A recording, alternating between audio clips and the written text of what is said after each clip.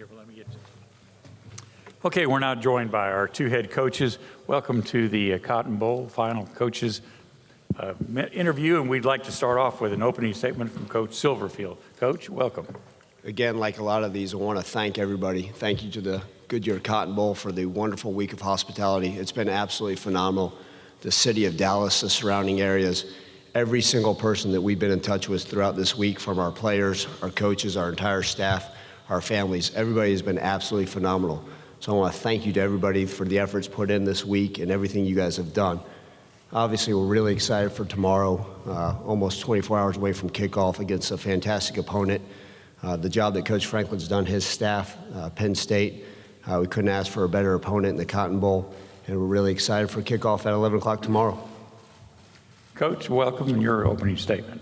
Yeah, the first thing I'd like to do just briefly is I forgot to do this earlier in the week at the press conference.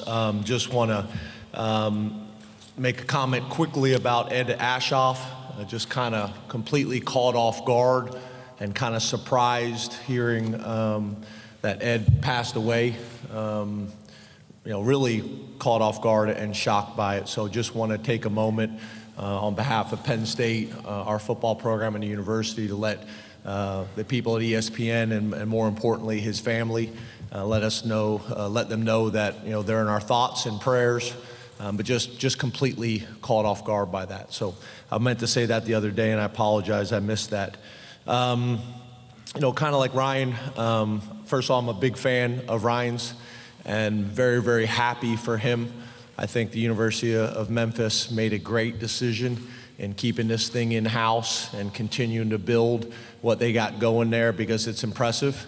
I've been fortunate, obviously, with my time in the same state at Vanderbilt, watching that program grow, and what the university and the community and what the coaches have done has been impressive, watching it on film all year long. So very happy for Ryan and for Memphis. I think it was a great decision.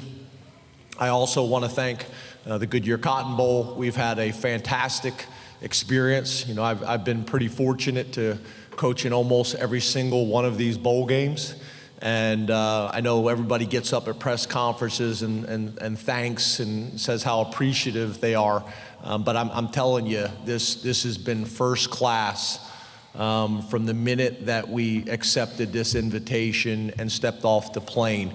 Every aspect, every detail has been first class. So I know that myself and the staff, as well as our players, truly appreciate this opportunity. It's been humbling, and I know how much hard work goes into it, because we run major organizations and we know how much hard work goes into it. So I want to make sure that the Cotton Bowl and the hotel, the Anatole, everybody knows how much we appreciate all the hard work and the hospitality that we've received. And then the last thing is, the trophy is pretty cool, and we sure would like to be able to take that back to Happy Valley. Okay, we'll take questions for our coaches. If you put your hand up, we'll get a microphone over on the front left. And if you would give your name and your affiliation, please. Audrey Snyder, The Athletic. This is for Coach Franklin. James, I'm just curious, we didn't get to ask you yesterday about Kirk Shiraka and what his role is specifically now. Is he evaluating the roster? Is he here? And how long do you kind of expect it'll take him to evaluate the offense and get to know those guys a little bit? Hi, Audrey. Yeah, we've been kind of in this position a few times now where we've had coaching changes. It's kind of the nature of college football. And with us making the hire, we were able to get him out here. So I think there's tremendous value in that. We did this before. And have the coach come and get around the staff and meet the players. Not a whole lot that he can do, because the way we did it, we promoted somebody from within the staff, so he's not really kind of involved, nor could he be at this point. Understanding what we do and understanding what he does offensively. So he's here more just to help in the transition. So when spring ball comes and when spring practice comes, he's got a better familiarity with how our practices go, how they're organized, start to build a relationship with our staff and the players, kind of get first impressions. That was kind of interesting for me to be able to sit there with him last night and say, what are your impressions, of our first impressions of our program and our organization. The thing that he said, which I think is a tremendous compliment, he said, the first thing that jumps out to me is it's very obvious that your players and coaches like each other and enjoy being at Penn State. It is obvious just watching how everybody interacts that you guys work really hard, but everybody seems to have a whole lot of fun while they're doing it, which I think is a great compliment in today's college football, that you better create that type of environment. So, we were able to get him here for a couple days, and I do think there'll be value that shows up for us during the spring as well as in the summer and going into next year. Gets us a few days head start. We got a question on the middle right side. Put your hand up thank you. Jessica Benson, ABC Memphis. Coach Silverfield, I know you like to keep the focus on your players and the team, but for you sitting here 24 hours out from your first game as a head coach, and it happens to be the Cotton Bowl, what does tomorrow mean to you? Yeah, I mean, obviously, I think Coach Franklin used a word earlier. It's humbling, honored to be in this position. And like you said, it's all about the players and the team, the guys that have put in the work all season to get us to this point. We certainly wouldn't be in this position if it weren't for the staff, the work they've put in, and all the efforts of the young men, the student athletes. But for me to be my very first game as a head coach at the collegiate level, I couldn't have asked for a better way to start my career this way. Obviously, I've got a lot of respect for Coach Franklin. He's a guy I admire in this profession, a guy that's done it the right way, that's built the type of culture and standards at his place and his stops, and I'd like to continue to do the same at Memphis. And so for me, look, we're going to treat this game no different than we have any other games this season. Obviously, it's an important one. Like we always say every year, the next one's the most important game, but this one's obviously pretty darn special. This is a game I'll never forget for many reasons, and we're going to go out there and give everything we have, and I think our guys have prepared the right way the last few weeks in order to, have our chance on Saturday, tomorrow, and give everything we got, and we're excited for that opportunity. Question on the left side, second row. Joe Giuliano, Philadelphia Inquirer. Good morning, James. Good morning, Joe. You had said last week that you wanted to talk to your players about Wally Triplett in the 1948 Cotton Bowl. Have you had a chance to talk to them about it yet? And if so, what do you feel the reaction, the impact was of what you told? Yeah, so maybe for some of the people in the room, that don't know our history specific with the Cotton Bowl at Penn State, pretty amazing history. So being able to have the first black players that play in the game, obviously Wally Triplett came and spoke to our team a few years back. Some of our older players on our team kind of understand the significance. We put out a video, Wally Triplett not only being, first black player to play in the game, but also the first black college football player drafted into the NFL from Penn State. So there's really some pretty cool history. Not being able to stay in town in Dallas and the team having to stay on an Air Force base. It was just some great history to talk to our players about. And, our social media people put out a great video about it. So if you hadn't had a chance to check out that video, it's a pretty cool video to understand the history. So for us as college football coaches, but more importantly as educators, it's a great opportunity to spend some time talking about that.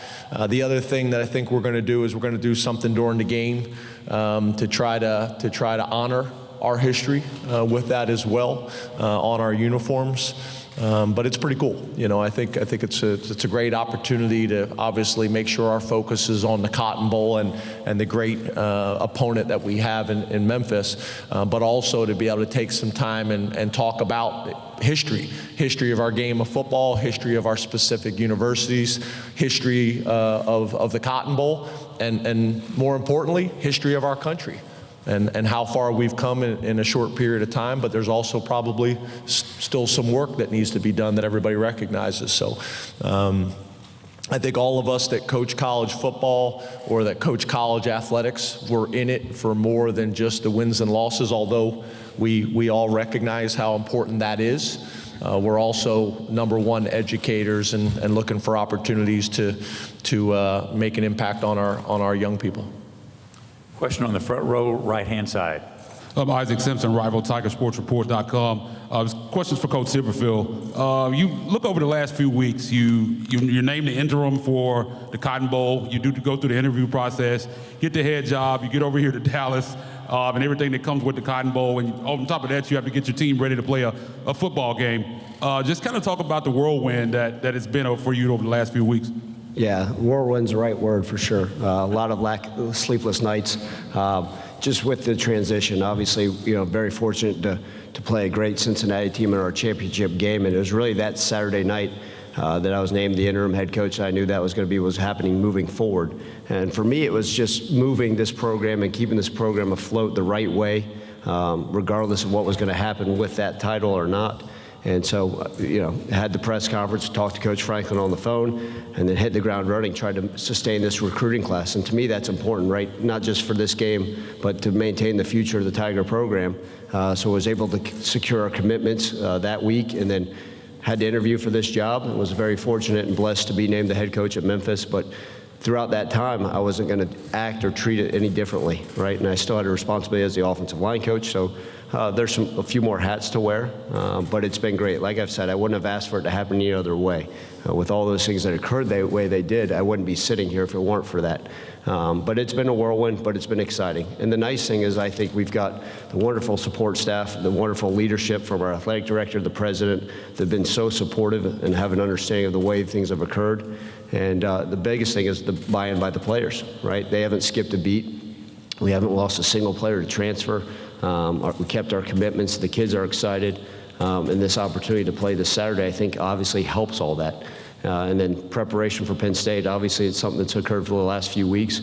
Fantastic opponent. But like I've said all along, it comes back to ourselves, right? We're not going to change significantly one way or the other. Our preparation every single day, just like it's been since August, is going to be about ourselves and make sure we're executing and being detailed and disciplined in what we want to accomplish. But it has been a whirlwind, but it's been a fun one. On the right-hand side, 3/4 of the way back. Hey, Coach. Jarvis Greer, WMC Memphis. You talked about the players haven't skipped a beat. They've been doing a lot of skipping this week. You got a very loose bunch. They've put out some videos as well as practicing hard. They've been dancing hard as well. Talk about striking that balance between letting them enjoy themselves and actually getting the work in. Yeah, Jarvis, you're exactly right. I want them to come out, and I think Coach Franklin just hit on that a little bit ago. We're going to work hard, but I want them to enjoy the work. I want them to be appreciative of the opportunity to be here at the Cotton Bowl and all the wonderful things that have occurred this week. So I want them to enjoy that, right? What a wonderful opportunity it is for our program, for the university, and for us to represent our city the right way. And I think our players realize that, right? There's also comes a time when we're on the field, we need to be focused in our meetings every morning, taking notes, making sure that we have an understanding of what we need to accomplish tomorrow.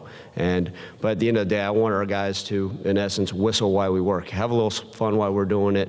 Be able to put a smile on your face out there with the common goal that this is a business trip.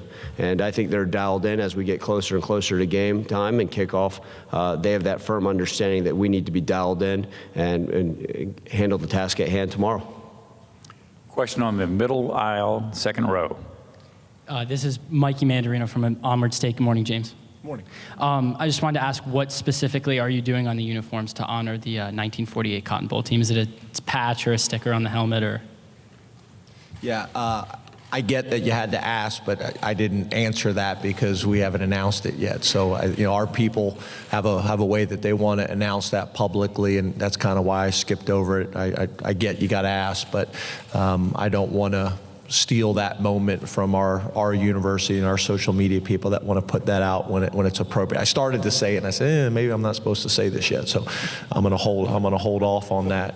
But I understand you got to ask. I did want to mention something real quick. I was just kind of sitting here thinking when Coach was talking.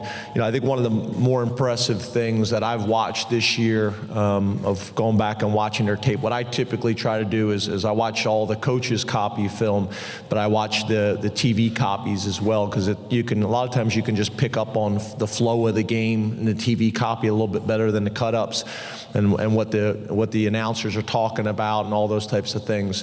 One of the things I thought was more impressive is this Memphis group, having to play Cincinnati the last game of the regular season, if that's correct, and then have to play them the very next week in the championship game and find a way to beat a very good Cincinnati team 2 weeks in a row, which is really hard to do. Not only to beat the same opponent twice in the same season, but in back-to-back weeks. Obviously, after beating Cincinnati the first time, they're extremely motivated to make sure that doesn't happen again. And this is a group that, over the last, not only this past season, but over the last 4 years, they understand how to overcome adversity and have stepped up to every challenge. So I think that was something that kind of really jumped out to me as something that was really impressive that they did this season. Question on the right rear. Ryan, you heard Coach Franklin mention it earlier, that trophy sitting to the left of you. What's your take on that one? And for a program that's lifted some trophies over the past few years, well, he's trying to pull it his way, by the way, if you're missing that. What's your take on that trophy and what it would mean to bring that one back to Memphis? Obviously, it's a beautiful trophy. I think it'd mean everything. We haven't had a bowl win since 2014 at Memphis, but bringing that trophy home to the 901, I think it represents not only just our university, our program, but anybody that understands Memphis understands we're a prideful group. We have that Memphis first everybody approach. I mentioned that yesterday. And to me, I think, looking at that trophy, it's for the people of Memphis. It's for the 901. It's for our program. It's for our community. And to me, it'd be an honor to be able to bring that back for our entire city. And look, the kids have poured in. I know they're going to play their tails off, but I'd like to have that thing sit next to me on the flight home tomorrow as well. Got a question on the left side, front row. This is for Ryan. Ryan, Rich Scarcella from the Reading Eagle. Now that you've had a chance to take a closer look at Penn State's defense, what sticks out about them, and how well do you think your offense matches up with them? Let me be clear. We've faced a lot of great defenses this year. This Penn State defense is the best we've seen. All right, their front seven is phenomenal. Their back end guys play well. They've got first rounders up front. They've got all-American linebacker. All their linebackers are great players. Their back end can run. They can cover. It's going to be a challenge. There's a reason why they've only allowed 2.6 yards a carry. There's a reason why they're only allowing 14 points a game. The Penn State defense is phenomenal. We have a challenge ahead of us tomorrow. Our guys understand that, and hopefully we put together a game plan and that we can execute at a high level in order to act accordingly. But they propose a lot of challenges, for sure, and they're well coached, and they do things the right way, and they're very talented. And we understand that it's going to be a challenge, but I think our offense is one that's accept a lot of those challenges. Over the years, we've faced a lot of great defenses, but this will be one of the best we've ever seen. But we're excited about the challenge and the opportunity to face them tomorrow. Question on the front right side. Coach Franklin, this one's for you. Mitch Davis, the Tiger Sports Report. Last season in the Citrus Bowl, you faced an explosive offense in Kentucky with Benny Snell and Terry Wilson and Lynn Bowden. Memphis has the similar style of offense. How do you prepare for that, and what do you see the similarities out of those two teams in both these bowl games? Yeah, I don't know if I necessarily would characterize it the way you characterized it, but yeah, we have a lot of respect. Ryan is sitting here, talking about our defense. We can say the same thing about their offense. Obviously, a quarterback that understands how to operate their system and plays with tremendous confidence has put up big numbers all year long. You look at how many points that they've been able to score all season against really good defenses, how explosive they are at the wide receiver position, how explosive and productive they've been at the running back position with a really nice 1-2 punch that they have back there as well. So all the wonderful things he said about our defense, I appreciate, but we also know we have a tremendous challenge with their offense and what they've been able to do not only this year but over the last 4 years. A lot of confidence in that group. Question on the front left. Yeah, Neil Riddell, Altoona Mirror. Hey, James. Hey, Neil. I was wondering the overall mindset from your experience in the bowls and watching the ones that have taken place so far. How important is that to the end result, and what have you learned from the past concerning the things you're talking about, culture and having fun and tomorrow's game? Yeah, I think the mentality is critical in bowl games, and it definitely factors in. It's probably more sophisticated than it's ever been. You got Memphis in a situation where I think first New Year's Six bowl game in program history, and obviously an unbelievable season when it comes to their record. You also look at what we have to balance in terms of what Ryan talked about a little bit about the early signing period factors into that, coaching turnover and changes. You got players deciding to skip bowl games. There's just so many factors that go into it now. And then you look all over, college football, and you look at games. You look at games like this. You think all the way back, to Boise State. I think it was the Fiesta Bowl. You look at all these different types of games. So for us, again, it's making sure that we have a plan to account for all these different circumstances, that we address it with our team and our coaching staff. And I think at the end of the day, the most important thing is we got to handle our business the way we go about our preparation. But obviously there better be a healthy respect for your opponent, and that's every week. And I know Memphis coaches hammering them on having a healthy respect for our team, and they have a very confident program and team as well. And we're doing the same thing, is making sure our guys are going into this with the right approach and the right mentality at a time where these young people and our players have so many voices in their ear more than ever. So it's just making sure that you balance all those types of things and have a great bowl experience. But then we talk all the time about being present. And when they have an opportunity to go to a bowl event or go out and enjoy Dallas, we want them to do that. But when we're in meetings, we better be locked in and focused on that meeting and being present. And the same thing when we're at practice. For us, that's one of the reasons why practicing, I think, in Jerry's World and in Cowboy Stadium, I think was helpful this week because that little bitty jumbotron they got over the field can be somewhat distracting if you don't go in there until game time. I know Ryan's probably got a flat screen in his basement similar size as that, but being able to practice in there with the jumbotron going, all those different things to get used to and adjusted, so come game time we can just go out and compete and not be in awe of the stadium or of the environment or the situation. Question on the front right. Coach, Anthony Robinson with WeDon'tBluff.net. Yesterday I had a nice little conversation with Patrick Taylor. What can you say about him, and how important is a guy like that to your team or would be to any team? Yeah, Patrick Taylor is not only just a fantastic player, but a fantastic young man. I think anybody that's ever engaged with him, he has one of those smiles that lights up an entire room. Fantastic student off the field, does well in the community, tons of community service since he's been at Memphis. He's a young man that injured his foot versus Ole Miss, and could have very easily said, "Hey, I'm done," and called it a collegiate career because as he prepares for the NFL draft. But he's a guy that gets it.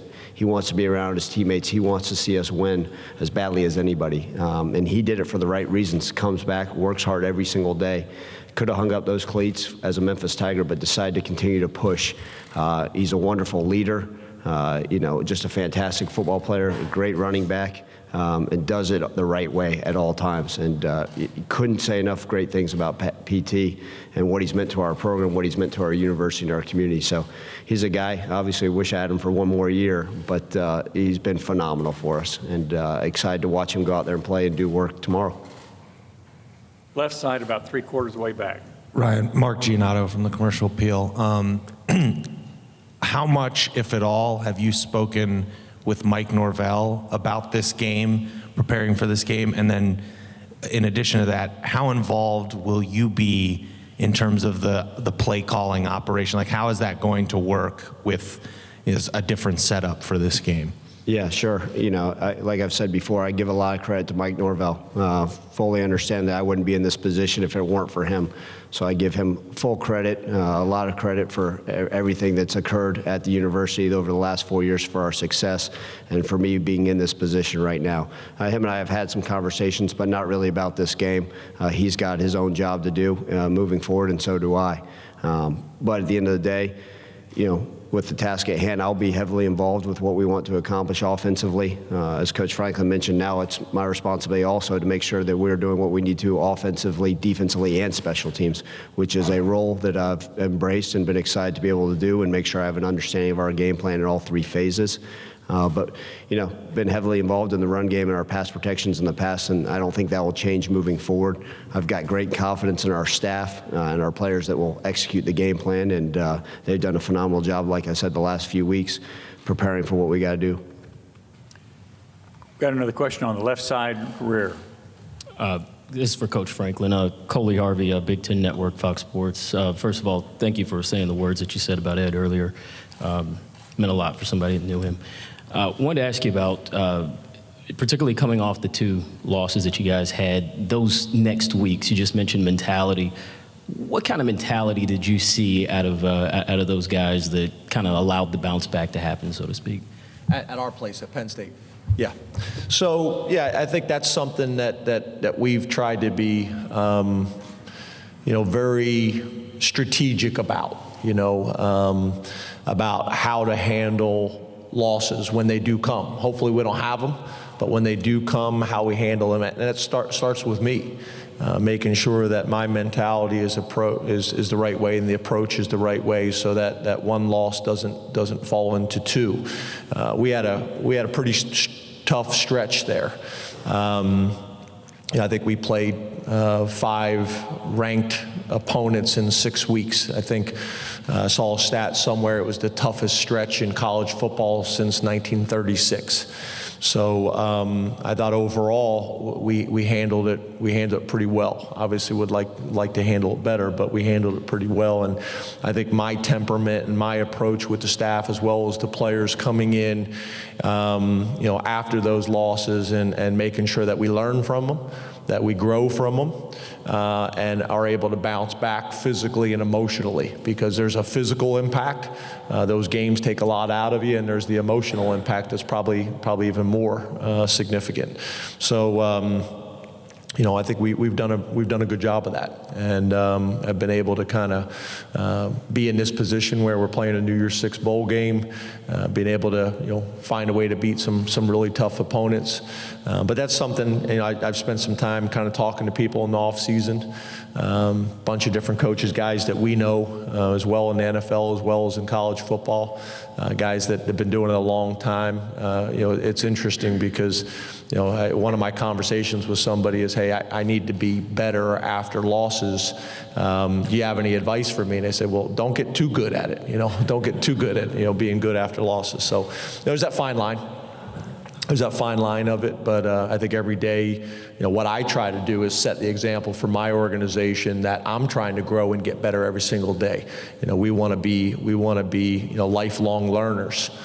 In every aspect. I want our players to feel that way. One of the things that's really cool for me that kind of aligns with that is this week we've had some people in my past that have been able to come and come out to practice and visit with our team this week. Donald Driver, who lives here in Dallas, who I coached in Green Bay, came and visited with our team this week and just had a tremendous message about our history together and how our relationship is to this day. And his message with our team, the guy's got an unbelievable story, 14 years in NFL, 4 Pro Bowls, only missed 4 games in 14 years in his career, just a total pro in every aspect, and has got some personal things that he's able to overcome, and just so proud of him. So his message was great. Jordan Rogers, who played for us at Vanderbilt, came and visited with our team as well, and his message was great. So, I think it's a combination of all those things, but these bowls create opportunities like that of players that we've had relationships with, and being in different parts of the country and being in Dallas hopefully opens up some opportunities. Connor McGovern, who plays for the Dallas Cowboys, we're hoping to get Sean Lee out as well. So there's some history. Gary Brown, the running backs coach for the Cowboys. We want to take advantage of all the resources and opportunities that the Cotton Bowl provides, as well as Dallas.